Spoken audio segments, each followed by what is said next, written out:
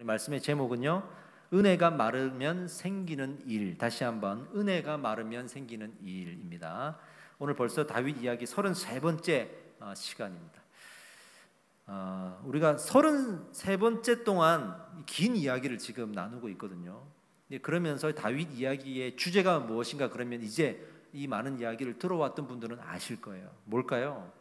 하나님의 주권입니다. 할렐루야. 하나님의 주권입니다. 그러니까 당시에는 전쟁의 역사잖아요. 전쟁의 역사에 가장 중요한 건 뭡니까? 국력 그리고 왕권이죠. 이 강력한 국력과 강력한 왕권이 자신들을 보호해주고 또 행복하게 해주는 아주 유일한 도구였죠. 하지만 그런 시대에 오히려 하나님은 그럼에도 불구하고 하나님의 주권을 의지하라고 하셨습니다. 할렐루야. 그 주권을 의지하지 않으면 하나님은 역사하지 않으셨습니다. 그 하나님이 우리 이 나라의 주인이시고 나의 주인이십니다라고 고백하는 그 신앙 고백을 원하셨는데, 그 주권을 고백하는 자에게는 하나님이 은혜를 허락하셨어요. 그리고 그 주권을 고백하지 않고 부인하는 자에게는 하나님이 징계하셨어요. 이게 이 당시 하나님께서 이스라엘을 역사하셨던 방법입니다. 그러면 그 하나님의 주권을 어떻게 우리가 고백할 수 있는가? 하나님과의 약속을 지킴으로써 고백하는 거예요. 여러분, 이 예배도 하나님과의 약속을 지키는 것입니다. 할렐루야. 우리가 예물을 드리고 봉사를 하고 이 모든 것들이 하나님과의 약속을 지키는 거예요. 그것이 나의 주인이 하나님이십니다라고 신앙을 고백하는 방편이라는 거죠. 그런데 그 하나님의 말씀을 구약에는 어떻게 주셨죠? 십계명에다가 담아 주셨잖아요. 십계명을 우리가 예를 들어보자고요. 그 십계명을 지키라 그랬습니다. 이것을 지키라. 어떻게 지키냐? 그 십계명은 1계명부터 4계명까지는 하나님을 이렇게 사랑하라, 5계명부터 10계명까지는 이웃을 이렇게 사랑하라 잖아요. 이 세 계명인 두 계명을 가지고 10계명을 주셨는데 다 하나님과의 관계에 대한 약속, 이웃과의 관계에 대한 약속입니다. 그 약속된 관계를 지키라는 거예요. 그래서 하나님과 관계에 대한 이 약속을 어기고 하나님 외에 다른 신을 섬기지 말라는 거예요. 그 관계를 벗어나지 말라는 거예요. 이웃과의 약속, 부모, 또 뭐가 나옵니까? 이웃 나오고 부부도 나오고 자녀도 나오고 하나님께서 다 정해주신 약속된 관계를 벗어나지 말라는 거예요. 이게 하나님의 언약을 지키라고 한 내용이고, 이것을 지키는 자에게는 하나님, 즉 스스로가 하나님을 주인이라고 고백하는구나라고 하나님이 여기시고 은혜를 베푸시고, 아니면 부인했다고 생각하시고 징계를 베푸시는 거예요. 그러면 어떤 은혜를 베푸시는가? 어떤 은혜를 베푸시냐면, 첫 번째로는 그 당시에는 눈에 보이는 축복과 안 보이는 축복이 있는데, 보이는 축복으로는 어떠한 국력과 어떠한 왕권보다도 강력하게 하나님 역사하셔서 이 나라를 보호해 주셨죠. 할렐루야. 그렇죠? 눈에 보이지 않는 축복이 있는데 이게 뭐냐면, 이건 지금도 우리에게 역사하는 겁니다. 인간의 죄성이 있습니다. 인간은 이 죄성을 은혜로 통제하시는 거예요. 아멘입니다. 은혜를 통해서 이 죄성을 통제하시는 거예요. 그렇다면 반대로 징계는 뭐겠습니까? 그 당시에는 오히려 다른 국력과 왕권에 의해서 침범을 당하게 하시고 그 침략을 당해서 고통스럽게 하시죠. 또 눈에 보이지 않는 징계가 있는데 뭐겠습니까? 은혜를 거두시는 거예요. 은혜를 거두면 어떻게 될까요? 죄성이 활성화가 됩니다. 이 통제가 안 되는 죄성이 되는 거예요. 사람은 누구나 이 죄성이 있고요, 은혜 없으면 통제를 할 수가 없습니다. 지금 이 다윗이 지난 시간에 범죄했습니다. 그리고 회개했습니다. 하지만 이 과정에서 하나님이 징계하셨던 부분이 있는데, 그 징계 중에 하나가 뭐였죠? 자신의 아들들에 대해서 은혜를 거두겠다는 거예요. 다윗의 아들들의 은혜를 거두겠다는 거예요. 그러면 아들들에 대한 그 죄성이 활성화되겠죠. 그래서 아들들이 문제를 일으킵니다. 그런데 여기서 중요한 점, 오늘 이제 우리가 이거를 집중해서 배워야 되는데, 중요한 점은 그렇게 징계를 받게 되었을 때 우리의 태도와 반응은 어때야 되는가? 이런 거 있죠. 어차피 징계 받았으니, 하나님이 징계하신다고 했고 내가 징계를 받았으니 나는 그냥 뭐 죄를 짓고 살아야겠네, 어차피 징계 받았지 않냐, 이렇게 생각할 수 있잖아요. 사실은 다윗이 이 부분을 지금 놓쳤어요. 근데 하나님 원하시는 건 뭐냐면, 그런 징계가 왔다 할지라도 우리는 회개해야 돼. 할렐루야. 왜냐하면 하나님의 속성 중에는 긍휼하심의 속성이 있거든요. 그래서 진심으로 전심으로 회개하는지를 보시고 징계 중에라도 긍휼을 베푸신단 말이에요. 그래서 이 아들들이 범죄를 다시 일으킬 때 다윗은 그 아들들을 붙들고 기도했어야 되고 아들들에게 이 긍휼을 또 이 회개를 가르쳤어야 되는데 다윗이 이것을 놓친단 말이에요. 이게 우리에게 주는 큰 교훈입니다. 다시 한번 지난 시간 돌아갑시다. 다윗이 징계를 받았습니다. 그래서 하나님께서 아들들에게 은혜를 베푸셨습니다. 그런데 아들 중에 솔로몬이라는 아들만 예외로 은혜를 거두지 않았습니다. 왜냐하면 솔로몬은 언약의 자녀거든요. 하나님이 약속하신 자녀이기 때문에 솔로몬은 왕이 될 자녀고 또 약속한 자녀이기 때문에 제외시키고 나머지 아들들에 대한 은혜를 거두십니다. 그런데 이 아들들이 이제 범죄하기 시작합니다. 범죄하기 시작하는데 말씀드린 대로 이때 그래도 회개했어야 되는데 회개하지 않아요, 이 아들들이. 그래서 어떤 큰 범죄를 일으키냐면 입에 담을 수 없는 큰 범죄를 일으켜요. 그러니까 하나님이 지금 이 이야기를 통해서 다윗이 자신은 회개했지만 아들들에게는 이걸 가르치지 못했어요. 물론 시편 51편에 다윗이 회개하는 시에 보면 내가 이것을 가르쳐서 다른 사람들한테 유익을 주겠다고 했지만 그거는 이제 왕으로서 백성들한테 나중에 가르칠 수는 있었겠지만 아들들이 범죄할 때 그걸 못했어요. 제 생각에는 아마 아들들 범죄 이후에 시편을 썼다고 저는 생각도 들거든요. 이 아들들에 대한 시점을 놓친 거예요, 다윗이. 근데 그렇게 됐을 때 설령 징계를 받고 있는 중에 회개를 안 하고 그래 나 징계 받을게요라고 범죄하게 됐을 때는 이 징계가 어떤 효과를 발휘하는지를 말하거든요. 죄가 죄를 낳고 죄는 사망을 낳습니다. 이 죄가 어떻게 커지고 흘러가는지를 하나님께서 우리에게 경고하시는 장면이 오늘 나오는 겁니다. 자, 다윗의 아들들 이야기인데 한번 살펴봅시다. 다윗의 아들들 여러 명이 있었어요. 그 중에서 사무엘하 3장에 기록된 아들만 7명이에요. 7명인데 어머니가 다 달라요. 그 당시에 왕들은 너무 당연한 역사였기 때문에 이건 일단 우리가 넘어가자고요. 7명이었어요. 그 중에서 오늘 이제 중요한 인물 2사람이 나오는데 암논 그리고 압살롬 2사람이 나옵니다. 암논은 그 7명의 아들 중에는 제일 첫 번째로 태어난 아들이에요. 이 2 아들이 어떤 문제를 일으키냐면 암논은요 강간을 하고 살인을 저지릅니다. 압살롬은 왕의 아버지의 그 왕권에 도전하여서 나중에 반역을 일으키게 됩니다. 점점 이 범죄가 커져가는 모습들이 나옵니다. 처음에 이제 등장인물들이 암논이 나오죠. 암논이 먼저 죄를 짓습니다. 근데 암논이 나올 때 보조 출연자가 있는데 다말이라는 다윗의 딸 그리고 요나답이라는 사촌이 등장을 합니다. 암논이요 이 다말을 좋아했어요. 많이 좋아했어요. 어느 정도냐면 상사병이 걸릴 정도로 좋아했어요. 이 다말은요 이 암논과의 족보를 따지면 어머니는 다르지만 어쨌든 족보상 형제 아직 남매겠죠. 그리고 누이가 되는 거예요. 다말이 누이가 되는 건데 이 다말을 소개할 때 성경은 어떻게 소개하고 있냐면 다윗의 딸로 소개하고 있지 않고 압살롬의 누이라고 소개하는 거예요. 그 이후에 이 암논의 범죄로 인하여서 압살롬으로 이 범죄가 확대되고 압살롬이 그 범죄를 이어받아서 더 큰 범죄를 저지른다라는 이 미래에 나올 사건에 대한 복선이 지금 여기 나오는 거예요. 압살롬의 누이였어요, 다말이. 이 다말을 좋아합니다. 당시에 이 왕의 딸들 있죠, 공주잖아요. 이 딸들에 대한 규례가 어땠냐면 국내에서도 함부로 이동할 수가 없었어요. 다 허락을 받고 이동을 해야 되는 그런 어떤 정결함의 극치의 규례를 적용받았거든요. 그러니까 이 딸들이 어디 갈 수가 없는 거예요. 맨날 자기 거처에만 있어야 되니까 얼마나 답답하겠어요. 그러니까 거처에서 취미 생활을 했겠죠. 다말은 무슨 취미 생활을 했냐면 과자를 굽는 취미 생활을 했던 거예요. 충분히 여인으로서 할 수 있는 취미생활이죠. 잘 만들었겠죠. 평소에 나눠주기도 하고 또 때로는 가족들이 다 만날 때가 있으니까 그때 나눠주기도 하고 먹고 했으니 과자가 다들 먹어본 적이 있겠죠. 그런 상황이었는데 어쨌든 이동할 수가 없으니 다말을 만날 수도 없는 거예요. 명분이 없으면 만날 수가 없는 거예요. 너무 자기는 좋아하는데 만날 수가 없으니 상사병에 걸렸던 겁니다. 이때 평소에 친하게 지내던 요나답이라는 사촌이 등장합니다. 이 요나단은요 다윗의 다윗의 형이죠. 형 시므아의 아들인데요. 사촌지간이에요. 둘은. 이 암논에게 요나답이라는 사촌이 찾아와요. 둘이 평소에 친하게 지냈던 것 같습니다. 그런데 성경이 요나답을 소개할 때 어떻게 소개하냐면 심히 간교한 자라라고 소개합니다.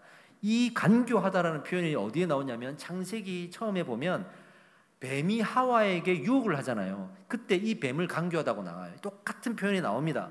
뱀처럼 간교한 이 사촌 요나답이 등장하는 거예요. 제 생각에는요, 아마 이 둘이서 나쁜 짓을 많이 했던 것 같아. 그런 거를 충분히 추측할 수 있는 장면들, 정황들이 많이 나오거든요. 그러니까 이 요나답과 그렇게 친하게 지내면서 나쁜 얘기도 하고 뭐 나쁜 짓도 좀 하고 이랬던 모양이에요. 여러분 여기 결혼하시는 분들이 있잖아요. 결혼하실 분들은 제가 뭐를 권면하냐면 절대로 재물이나 이런 거 보시면 안 됩니다. 물론 다른 것도 다 봐야 되는데 정직한 부모와 정직한 친구들이 옆에 있는지를 보셔야 돼요, 사실은. 그러지 않으면 그 영향을 받는단 말이에요. 저는 이게 되게 중요한 사람이에요. 중요한 사람이야. 청년들한테 권면할 때 그걸 봐라. 제가 한 가지 더 권면하는 거는 그게 정서를 봐라.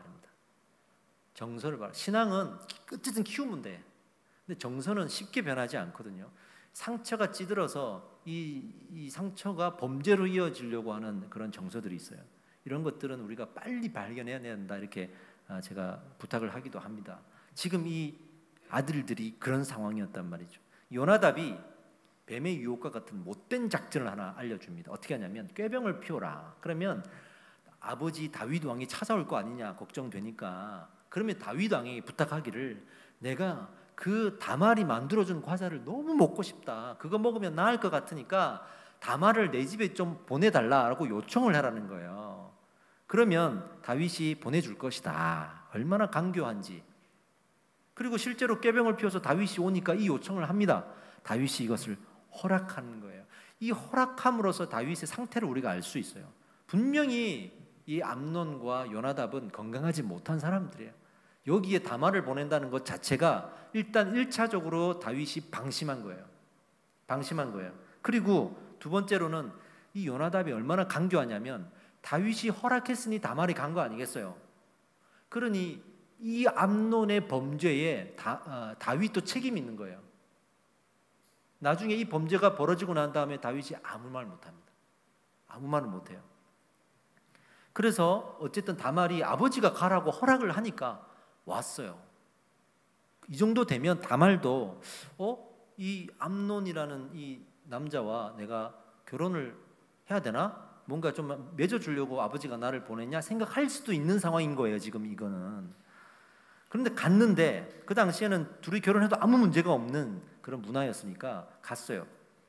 그랬더니 이제 암논이 본색을 드러내고 다 나가 있어라.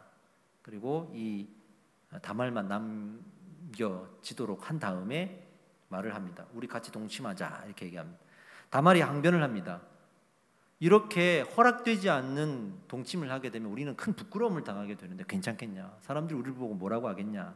얘기하고, 두 번째로는 차라리 나와 동침을 할 정도로 나를 좋아한다 그러면 아버지 다윗에게 허락을 받아서 결혼을 해달라고 해라. 그러면 결혼 허락받지 않겠느냐? 왜냐하면 나를 여기에 보낸 것 자체가 어떤 마음이 있어서 보낸 거 아니겠냐? 허락을 받으라 그럽니다. 여기에서 암논의 정말 악함이 드러나요. 이런 거죠. 그 순수한 다말의 항변에 거절을 하면서 어떻게 하냐 그러면 강제로 힘을 써서 동침을 해버립니다. 그러니까 허락을 구할 거면 진작에 했겠죠. 이 여인과 결혼하겠습니다. 진작에 했겠죠. 그 허락을 구할 정도로 결혼을 하려고 좋아한 게 아니고 즐기려고 좋아한 거예요. 이게 암논의 악함이었습니다.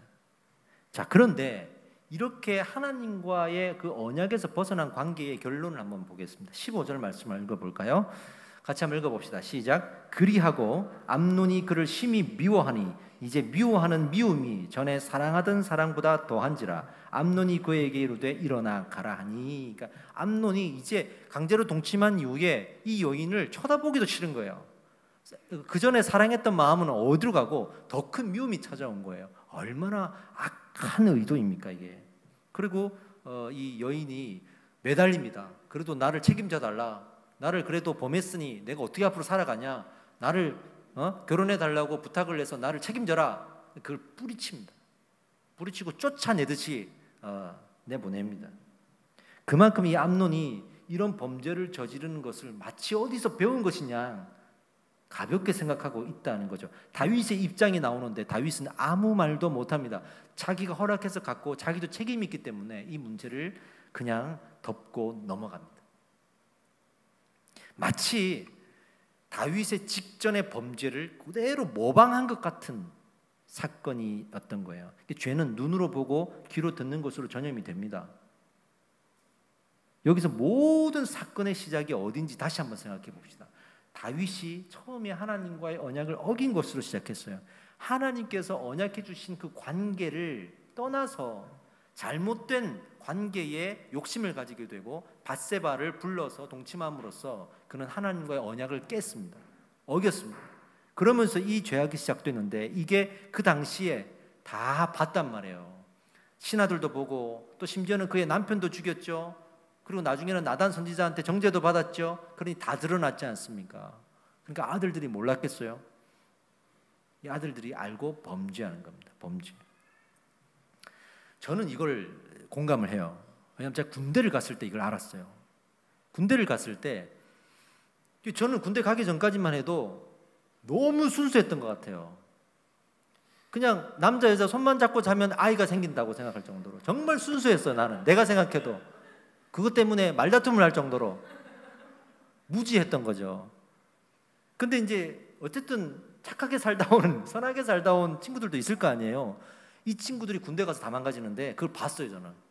왜냐하면 군대 가 선배들이요 세상에 이런 얘기도 없어. 그냥 뭐 있는 얘기 없는 얘기 음란한 얘기 이런 것들을 다 해주거든요. 그러면 그때 귀가 딱 살아가.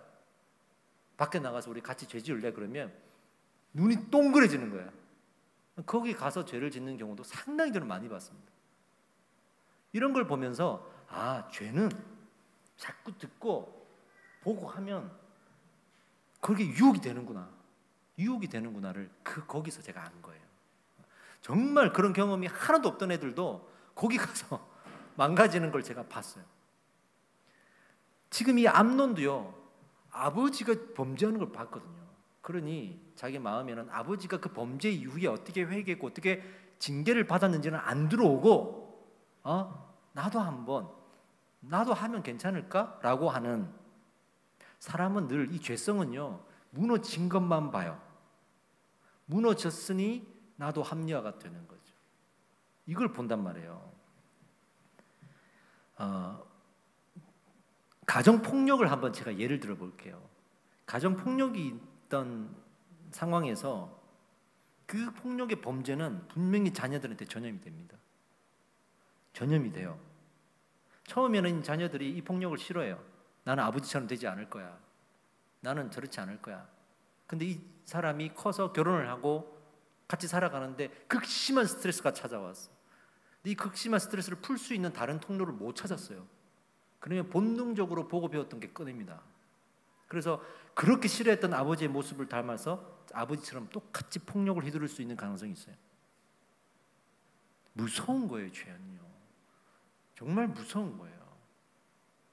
통계적으로 어떤 특정한 죄를 지었던 부모 밑에서 자란 자녀들이 통계적으로 똑같은 범죄를 저지를 확률이 엄청 높아요. 이거 통계적으로 나와 있는 거예요.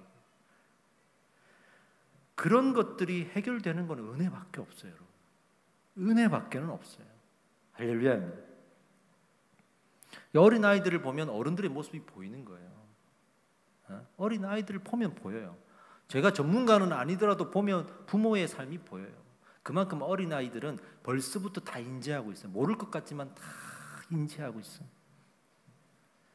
반대로 이 폭력을 또 휘두르는 사람들을 또 상담해 보면 그 저희에는 어떤 트라우마가 있어요.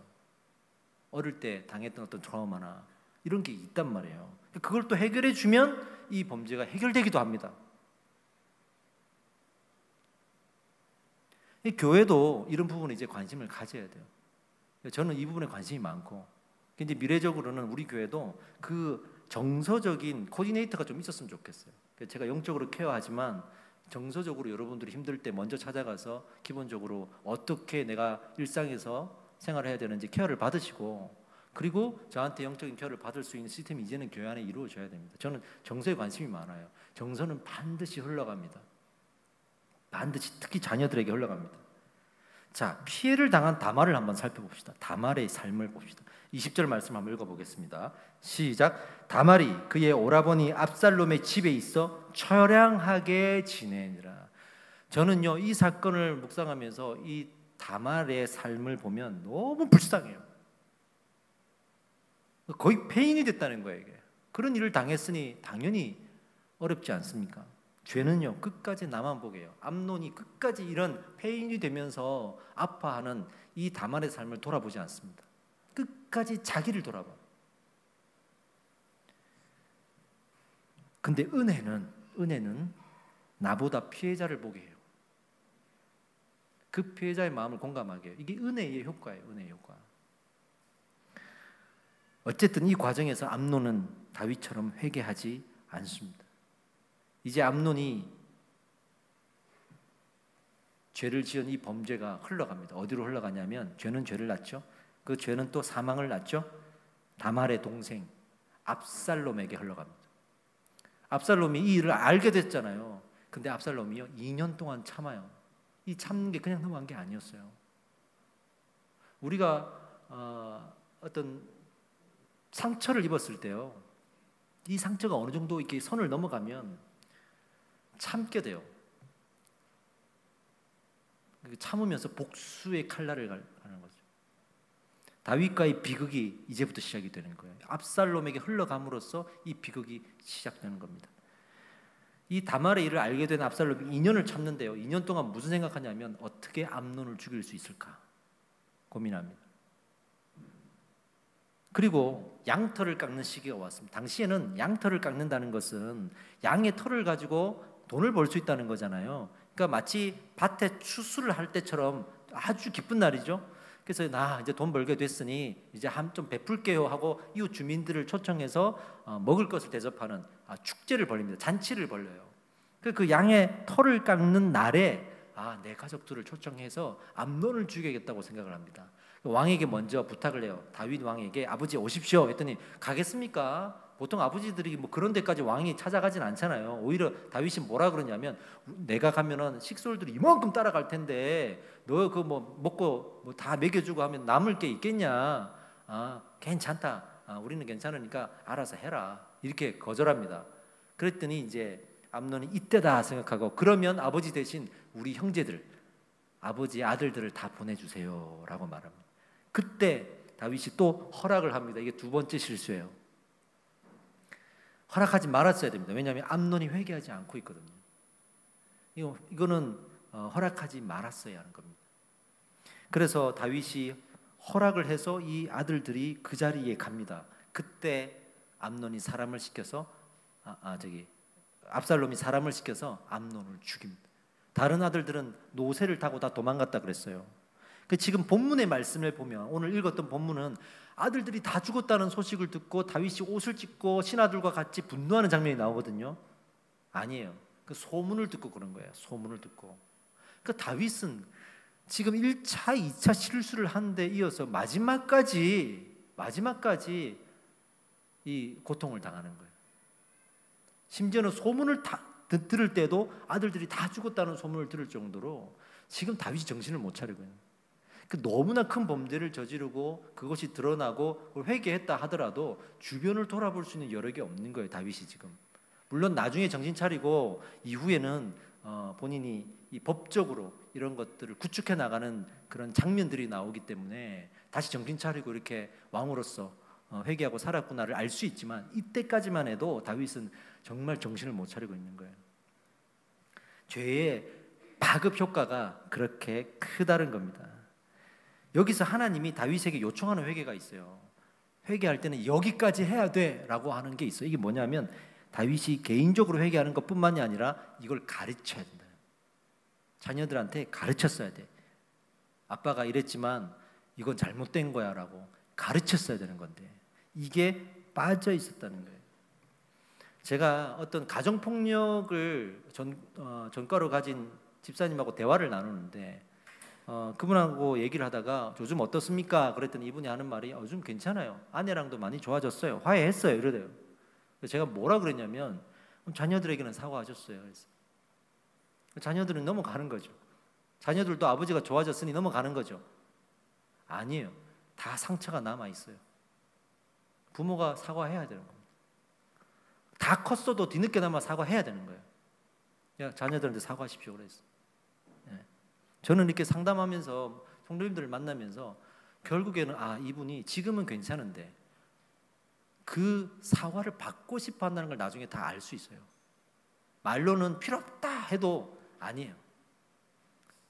마지막에 이 상처가 치료될 때 마지막 딱 마침표를 찍는 것이 바로 거기서 나와요.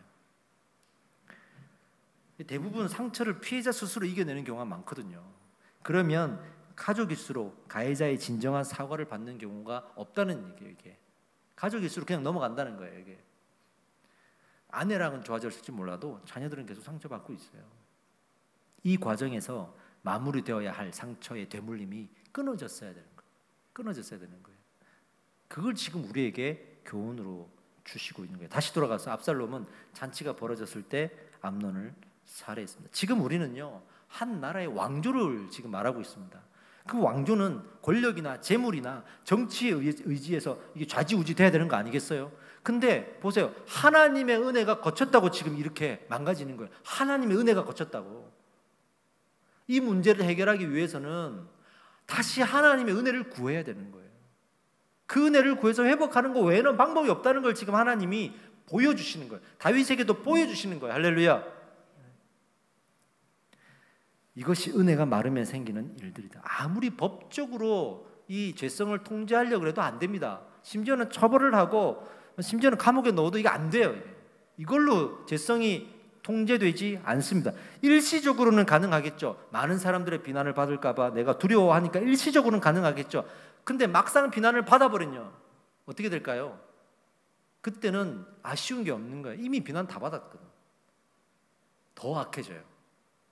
우리가 한 사람 잘못을 알게 되면 다 많은 사람이 달려들어서 비난을 하는 것으로 마치 그 모든 것이 다 끝났다라고 생각할 수 있는데 그렇지 않습니다. 더 악해져요. 죄성 자체를 너무 몰라요. 우리가 죄성은 영적인 현상이거든요. 하나님의 은혜 외에는 통제할 수가 없습니다. 저는 믿습니다. 그 은혜가 통제할 수 있다는 것을 믿습니다. 할렐루야. 말씀을 마무리하겠습니다. 여러분, 그래서 우리가 은혜를 사모해야 되는 거예요. 그래서 우리 가정에도 은혜가 흘러가야 되는 거예요. 그래도 회개할 수 있는 원동력이 여기서 생기는 거예요. 여러분, 하나님의 주권을 고백하셔야만 은혜가 흘러갑니다. 이 하나님이 나의 주인이시고 내 모든 것의 주인이시라는 것을 정직하게 고백하십시오. 모든 은혜의 시작은 거기에서부터 시작되는 거예요. 어떤 분들이 아무리 기도해도 은혜가 안 돼요. 아무리 뭘 해도 은혜가 안 돼요 라고 말하는 분들이 있지만 단호하게 말씀드리게, 하나님의 은혜는 하나님을 주인으로 모시지 않으면 허락되지 않는 거예요. 백날 첫날 새벽기도 해보세요. 이거 없이는 그 은혜가 허락되지 않는다니까요. 꼭 기억하셔야 됩니다. 제가 20살, 제가 20대에 결혼했어요. 26에 결혼했습니다. 아내가 27, 저는 26. 얼마나 어릴 때 아무것도 모를 때 결혼했겠습니까? 그러니 저 같은 사람이랑 결혼을 했던 거죠. 가난하고 학교도 졸업하지 못하고 삐쩍 마른 이 가난한 신학생을 거두어서 먹이고 입히고 재워서 사람 만들어서 결혼을 했다는 거예요.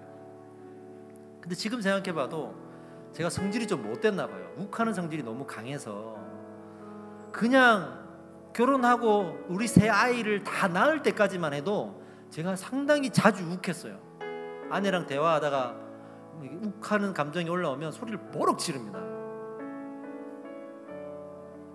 어릴 때부터 좀 배워왔던 것 같아요. 나는 안 그래야지 하는데 배워왔던 것 같아요. 제가 아내한테 그랬거든요. 우리가 아무리 화가 나도 먼저 전화를 끊거나 문을 열고 밖으로 나가지 말자. 제가 그랬는데 제가 다 깼어요. 저는 다 그렇게 했어요. 제가 막 전화 끊어버리고 화나면 뛰쳐나가버리고 그걸 제가 했단 말이에요. 그리고 또 아무렇지도 않게 들어오면 이제 아내는 화가 나는 거죠. 자기는 화가 안 풀렸는데 아무렇지도 않게 들어와가지고 일상적인 생활을 하려고 그러니까 기가 막힌 거죠. 그걸 제가 아이를 셋 낳을 때까지 고치지를 못한 거예요. 진짜 자주 욱했어요. 정말 많이 힘들어할 정도로 자주 욱했어요. 교회에서는 전도사인데 집에 가면 욱하는 게 이게 사라지지 않는 거예요. 이게 나도 통제가 안 되는 거예요. 이게. 근데 언제 내가 이제 고쳐야겠구나라고 진짜 생각하게 됐냐 그러면 하루는 그날도 욱하고 소리를 버럭 지르고 집을 나갔어요. 내 마음에는 이런 게 있었던 것 같아요. 아니 뭐 이 정도 가지고 다른 사람들은 두드려 패기도 하고 다른 사람들은 말이죠 더 큰 범죄를 저지르는데 뭐 소리 한번 질렀다고 뭐 어떡하라고 이런 마음이 제 안에 있었던 모양이에요. 문을 열고 탁 나갔어요. 그리고 얼마 후에 들어갔어요. 들어갔는데 이 새 아이가 울고 있는 거예요. 막 울면서 뭐라 그러냐면 아빠 내가 잘못했어요.